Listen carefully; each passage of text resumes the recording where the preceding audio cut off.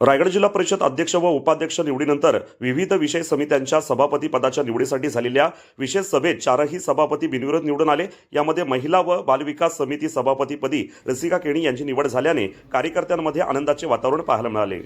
रायगड जिल्हा परिषद अध्यक्ष आणि उपाध्यक्ष पदाच्या 12 मार्च रोजी झालेल्या निवडीनंतर जिल्हा परिषदेच्या विविध विषय समित्यांच्या सभापती निवडीसाठी येथील जिल्हा नियोजन सभागृहात पीठासीन अधिकारी सुनील थोरवे यांच्या अध्यक्षतेखाली विशेष सभेचे आयोजन करण्यात आले होते। यावेळी शिवसेनेचे चंद्रकांत कलंबे, शिवसेनेच्या रसिका केणी, भाजपचे वैकुंठ पाटील आणि राष्ट्रवादीचे नारायण डामसे यांची बिनविरोध निवड करण्यात आली।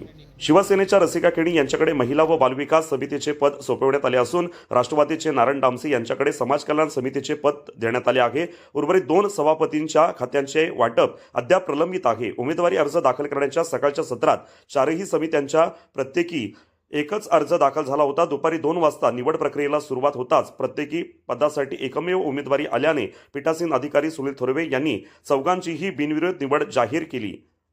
या निवड प्रक्रियेस रायगड जिल्हा परिषदेचे उप कार्यकारी अधिकारी जालिंदर पठारे, सामान्य प्रशासन विभागाचे उपजिल्हाधिकारी रवींद्र शेळके तसेच तहसीलदार डॉक्टर शीतल रसाळ यांनी सहाय्य केले। निवडीनंतर जिल्हा परिषद अध्यक्ष मंगेश वाकडेकर, उपाध्यक्ष मधुकर पाटील यांच्यासह सर्व सदस्य, पंचायत समिती सभापती आणि समर्थकांनी सभागृहात गर्दी करत नव्याने निवडून आलेल्या सभापतींचे अभिनंदन केले। निवड प्रक्रिया सुरळीत पार पडावी यासाठी पोलिसांचा कडेकोट बंदोबस्त लावण्यात आला होता।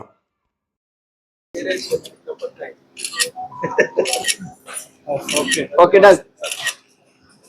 छत्रपती शिवाजी महाराज की जय, जय भवानी, जय शिवाजी। अशाच ताज्या अपडेट्स मिळवण्यासाठी आपल्या रंग मराठी न्यूज चॅनेलला सबस्क्राईब करा आणि बाजूच्या बेल आयकॉनवरती क्लिक करा। धन्यवाद।